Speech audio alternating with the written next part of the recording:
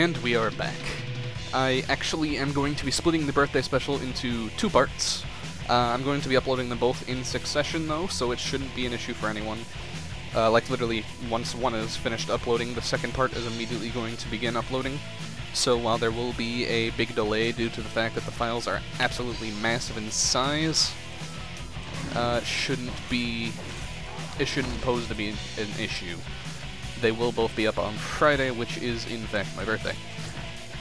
So there is always that. And fortunately, I was actually done talking about my Wii U topic anyway. I had expressed what needed to be expressed for it, and I was all done and healed and emotionally volatile and things of that nature. Well, balls. I needed to get in there. What? What? Did I save there? What?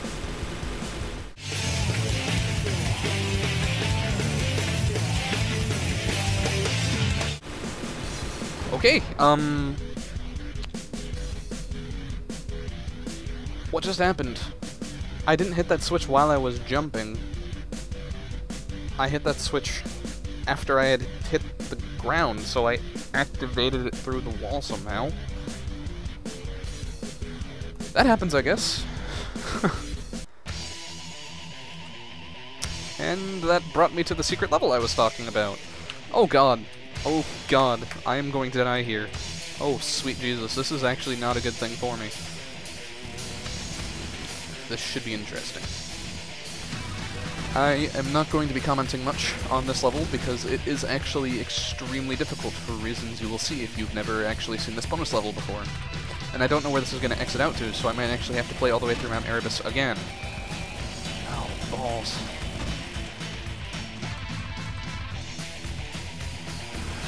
Okay, I guess this part of the level isn't going to be a big issue. Not until I get to the final level. Or the final part, I should say.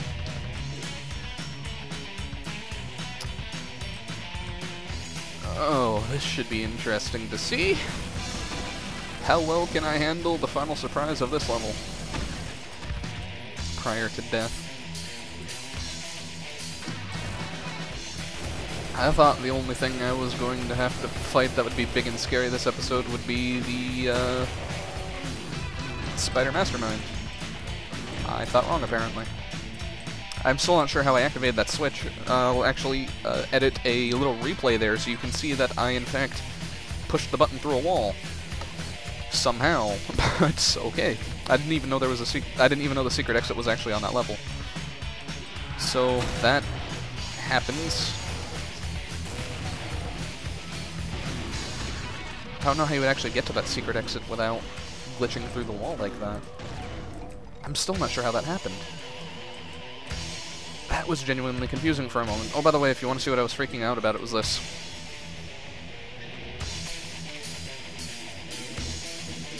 Doop! Please don't kill me yet, Cyberdemon. I value my life. Thank you. Hold on. Actually, I might be able to do this pretty easy now since I have the invulnerability. Oh wow, he can actually try and stomp on you now. I think the Cyberdemon might actually have less health than... Yep, he has less health than normal in the Brutal mode. But at the same time, he launches rockets much faster and they're a little bit more deadly, so...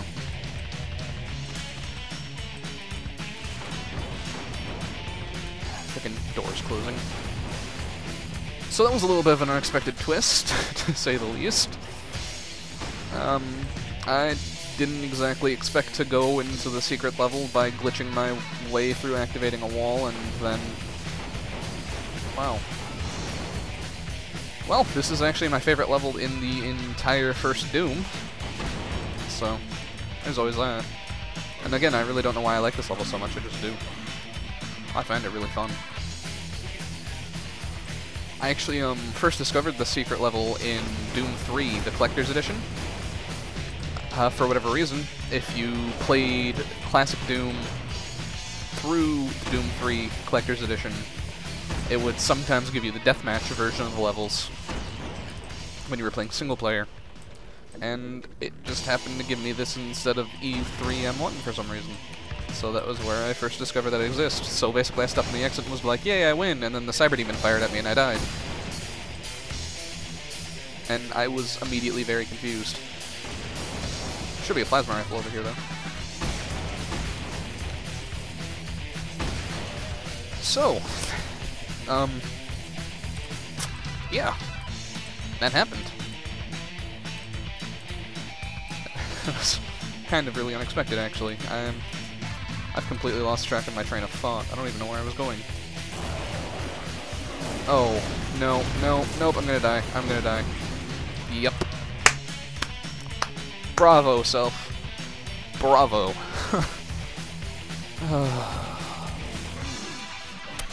I think all of my deaths are actually going to be what makes the next episode. That's how I'm going to make it the same length. I'm going to die so much. I should have just used the BFG. Should have just used the BFG. I don't know why I worry about the Cyberdemon so much, when really that's the section that kills you. Actually, I think there's a BFG back here. Nope! I'm a moron! I might just be thinking of the deathmatch version, because there should have been a BFG back here, along with a rad suit, now that I think about it. That's really quirky. Whatever, I don't need the secret shotgun anyway.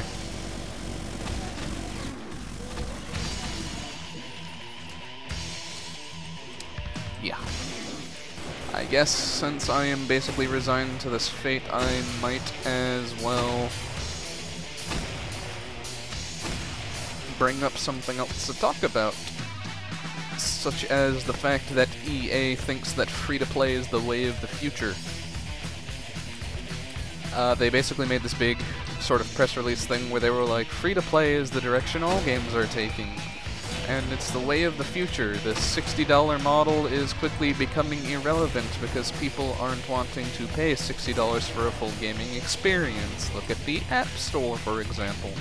And I really kind of want to punch them in the face for saying those kind of things. Would you like to know why the $60 model is becoming so irrelevant? It's because the $60 model is essentially, oh hey, I wonder how many times we can get people to buy the same Call of Duty product before they realize that they're buying what is essentially an update to the previously released game every year. Oh, my partner died. And once again, not a shot at the COD games, because I have friends that play them, and I am totally okay with that. But, dear God, it's... Of course it's becoming outdated. You're expecting to, like, make these super amazing mega profits with every single game you release, and that's just not going to happen unless you indeed make every single game Call of Duty. And the problem is, making every single game Call of Duty is causing the market to stagnate. Because, oh hey, we've bought so much Call of Duty clones, we don't want to buy Call of Duty clones anymore. So what happens now? Oh right, the $60 model becomes irrelevant because no one is paying for the $60 model for something they already own. We don't want more of the same.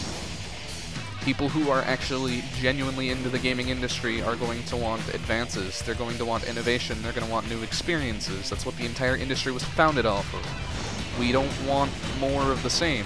More of the same is sometimes nice, that's why they make sequels, but when everything in the market is aspiring not to give people good experiences, but to make a lot of money, you get what the current state of the industry, which is essentially, hey, COD makes a lot of money, we can do that too if we just be exactly like COD in every way, shape, and form, but with different visuals.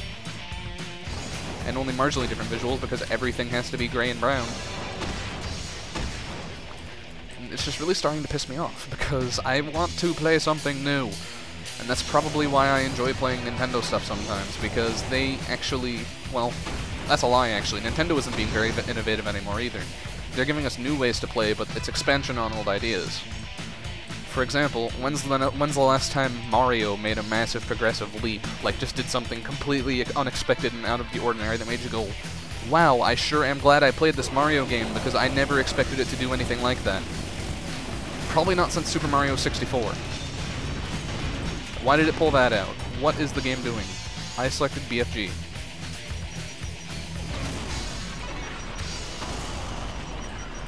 Yep, I died. That's it, I'm pulling out the BFG in advance this time. And I killed myself with it, because apparently it has splash damage now. Yep, that was a bad decision as well.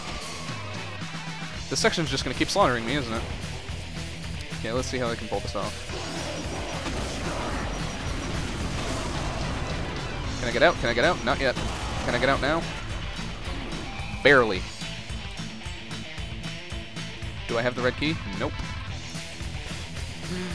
Oh, this is bad. Dead Kako, dead shotgunner, dead other shotgunner. I'm trying not to waste too much plasma ammo because I know I'm getting near the end and I want to have a full BFG round for the new Spider Mastermind because I've never fought it before and I don't know how challenging it's going to be. I still have 450 ammo, so that should be basically fine.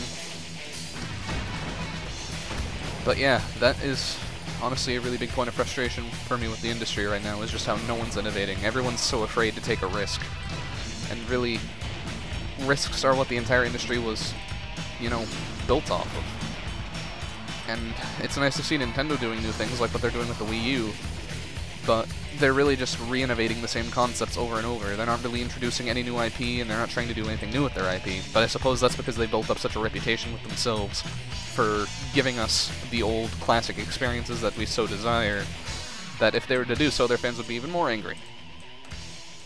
So I guess I can't fault them for that, but I can fault every single main developer on the face of the planet making COD clones, except for Suda51. But, yeah. Frustrating as hell.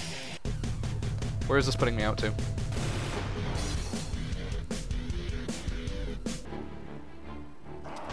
Okay, I guess I'll take that. Gonna save. I believe this is actually where Mount Erebus would have exited out to. So I'm okay with that. Just one moment. Okay, we're good. So yeah, maybe someday the gaming industry will pull its head out of its own ass, and that's a pretty cool little effect.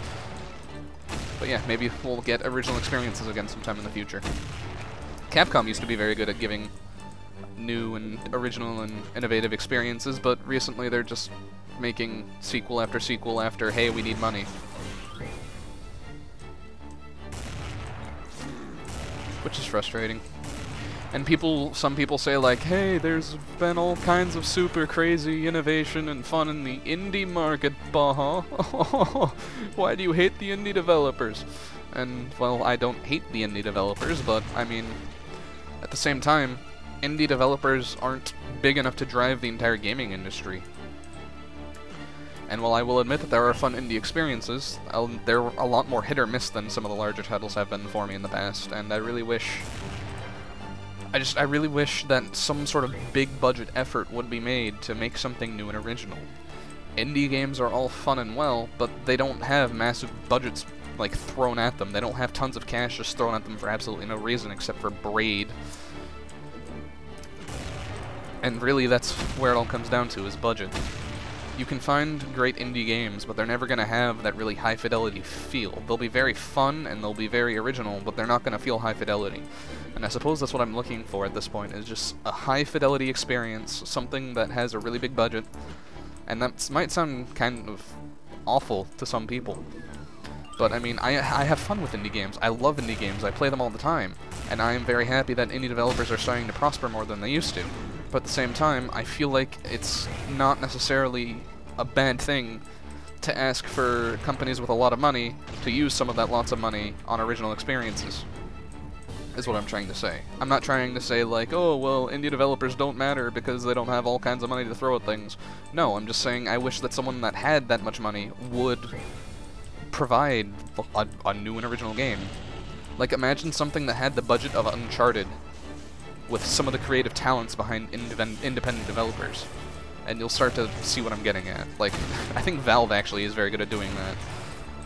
They're a very big company, but a lot of the games that they put out tend to play on original concepts and feel very independent despite, again, being a very big company. And funnily enough, all of Valve's games are pretty much loved by everyone who plays them that I know of, so yeah, I apologize if my previous statements have upset anyone, but if you think that the gaming industry is not stale right now and they're not re-releasing the same thing over and over, and that a big-name developer would not, that you don't think it would be cool for a big-name developer to try something new and original, fuck you. That's all I have to say. Because you are currently the bane of the gaming industry. I have nothing against COD. I have nothing against Halo. I have nothing against Gears of War. I have nothing against Chest High Walls the game. I wish that developers would stop being so scared to try something new. Because how was Call of Duty discovered to be such a big experience? Oh yeah, it was something new. At one point in time, someone just sat down and said, you know what, I think Call of Duty sounds like a good idea, let's publish it. And it was published, and Modern Warfare was extremely successful. And the gaming industry does this a lot, actually. You'll notice that, in the early 90s it happened with Doom, and on consoles it happened with platformers like Mario. Essentially, all of the developers go, hey, that game sold a lot, what makes it so good? And then they look at it, and they draw inspiration from it, quote-unquote, and then they either A, make a really great game out of a similar concept, or B, copy the game directly and get sales off of the fact that it is pretty much exactly like what was being made before. Obviously, the latter is much more preferable. Or the former is much more preferable, sorry, wow. Because I love it when developers copy everything word for word and resell it. But it is a trend that has repeated itself from time to time. Essentially what happens is a game is released, it gets super mega awesomely popular. It actually happened with Pac-Man too. And game developers all go, well, if we want to make money, we should probably make something that is exactly like that so people will buy it. And then the gaming industry starts to stagnate a little bit, and well, not necessarily a direct result of this, but one of the biggest examples of the gaming industry just having really big issues is the video games crash back with the Atari. But essentially, it gets to a point where people stop buying games. Mainstream gamers that are being brought in by Call of Duty, they just stop buying games because they don't want to keep buying Call of Duty because they have smaller attention spans than really big fans of the industry, and they just kind of get bored with it. And that's just the way markets work. If we want to get past that and not have the entire video game industry crash to its knees, we need to innovate and come up with something new. Which I am sure will happen once Call of Duty runs its course, and everyone is finding that their COD clones aren't selling anymore. It will go, oh no, what do we do? And someone will go, try this! And then they'll try it, and it will sell well, and everyone else will latch onto that to try and make their next mega profit. And as unfortunate of a trend as that is, it is very real, and it definitely happens. You just need to do a little bit of looking. So yeah, that's my current thoughts on the status of the industry at the moment. I wish people would start trying new things, really. It's disheartening. That's the word I'm looking for. It's disheartening to see the state our games are in right now, how everything just has to...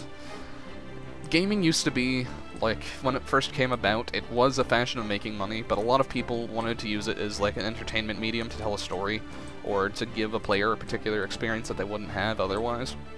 And now, really, it's just kind of all about, hey, gotta make that monies. And as sad as that is, it's really the truth. It is all about the money now, and it's always been about the money, but to some extent before it was about giving the user a new experience, whether it was because people liked new experiences and they purchased them with their money, or because they actually had a genuine passion to deliver this idea to the masses, where they just wanted them to have this new experience and enjoy their game. They've always been there. And since I'm basically running myself in circles at this point, I will just close it with, I can't wait for the current shooter season to end and move on to something new. Because I really am getting sick of all of the Halo and COD influenced games. At one point in time, if you made a game and you broke even, it was considered to be successful. Because your company got to keep making games. That was considered a success. Now games are considered a commercial failure unless you make millions and millions and millions and millions of dollars off of them. I'm not sure exactly when that change happened, but it's a depressing one. And that is that. I apologize for the bitching, but I'm playing a video game, so why not talk about video games while playing a video game? Here we go, this is where I was looking for. So that should raise the bridge to the exit door. Now I just need to remember how to get to the exit door.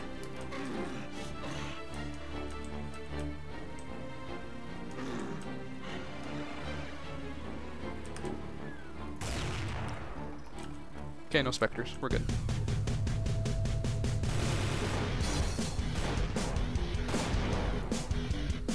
Wait, is this? Yep, final level of this episode. This is either going to be really easy or really hard.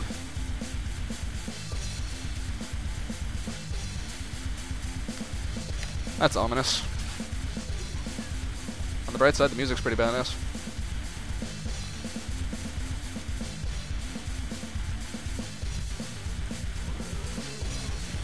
Where is it? Oh crap, it's all the way over there? Yep, those are definitely explosives.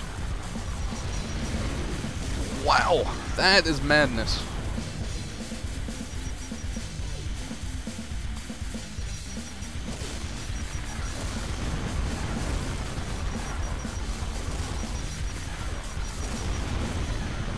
Whew. That's pretty freaking crazy, if I do say so myself. Wow. That is insane. Okay, so let's see how we are going to go about doing this. Not quite as shocking as what the Cyberdemon presented to me, but wow. Let's see how I'm going to pull this off. Maybe if I keep strafing in a straight line, something good will come out of it. Hey, I killed it. Wow. That was a mighty explosion.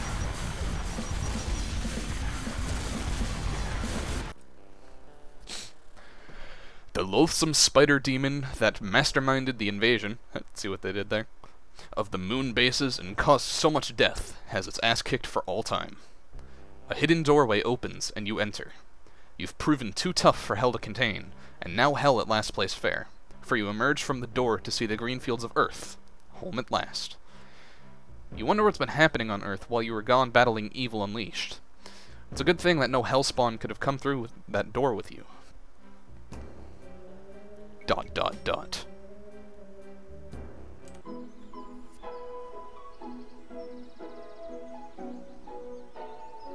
Oh look, Daisy's enjoying her flowers.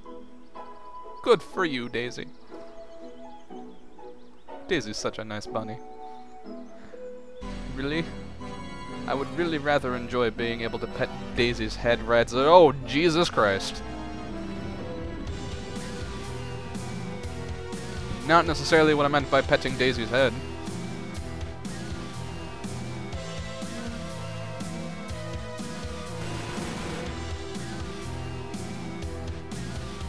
And so Doom 2 was announced. Funnily enough, this scene actually gave me nightmares when I was a little kid.